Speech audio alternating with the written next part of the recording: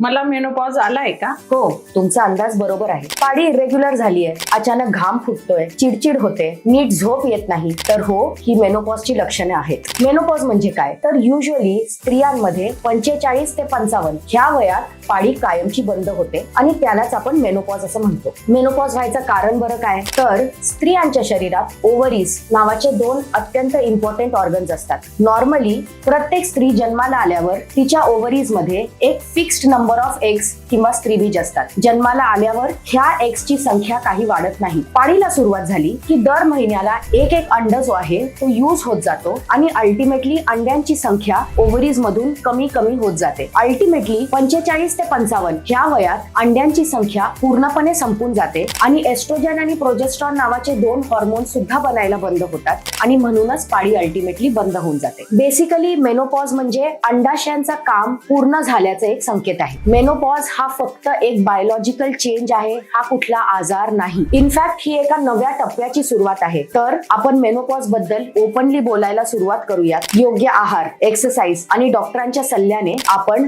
हा टप्पा सुद्धा व्यवस्थितपणे पार पाडू शकतो. धन्यवाद.